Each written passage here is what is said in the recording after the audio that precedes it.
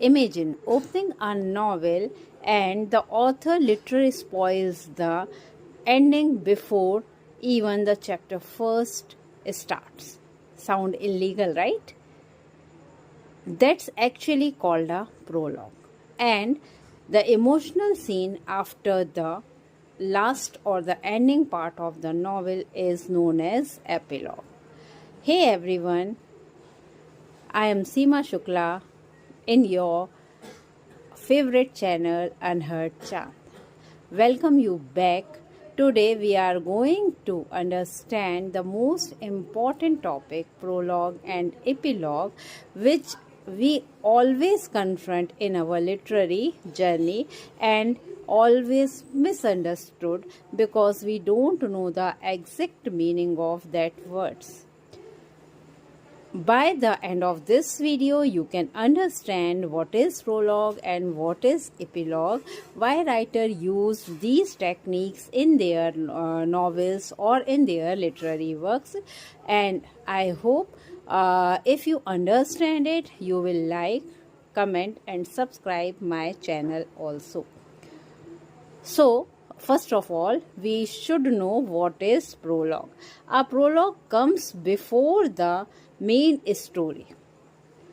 It begins actually before the main story. It is looking like the trailer of a movie.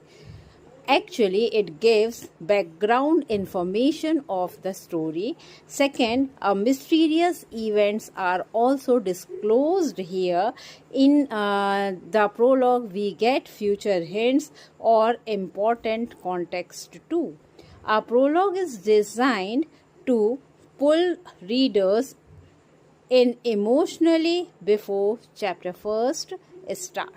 Example, imagine a trailer or the trailer of the novel open with the city burned for 3 days.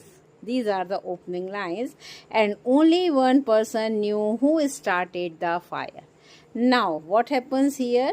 Yeah, if you try to understand, there is a boom. You instantly won't answer that opening scene is a prologue. Easy to understand. You can understand it by the trick as prologue always come before the story begins. Pro means pre means starting, or the pro. Epi means ending, means that is the wrapping work. Okay, next one is the epilogue. What is epilogue? An epilogue is also a literary device which is used by writer in their writing works, and it comes after the main story's end. Where the story ends, after that epilogues are written. Actually, it shows what happened later. It also shows the future of the characters, and it also shows the unresolved consequences, or a final emotional goodbye is also written in epilogue. Example, imagine the hero defeat the villain, story ends. I hope you remember the story or the movie. There, why Katappa kills? That is the big question. Understand? So you can understand what is epilogue. Then the epilogue says 10 years later, the abandoned castle still whispered his name. That's an epilogue. It leaves the audience with one final feeling. Why writers use these terms in their literary works? We should understand this thing also through this video. Writer uses prologues and epilogue because they create suspense for their work.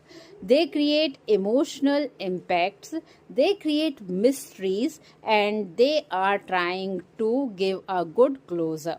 Without them, some stories would feel incomplete. There are number of things which is famous in this pattern as Chaucer's prologue to the Canterbury Tales, where we find all kinds of characters biographical sketch in that particular portion. So next time you open a book and don't skip the prologue or epilogue. The author placed them there for a reason, and if this finally made literature easy. So subscribe before your English teacher finds out you learned it from YouTube channel Unheard Chand. Thank you very much for your cooperation. If you want, you can write down me. I will make the Hindi version of this thing also. Thank you.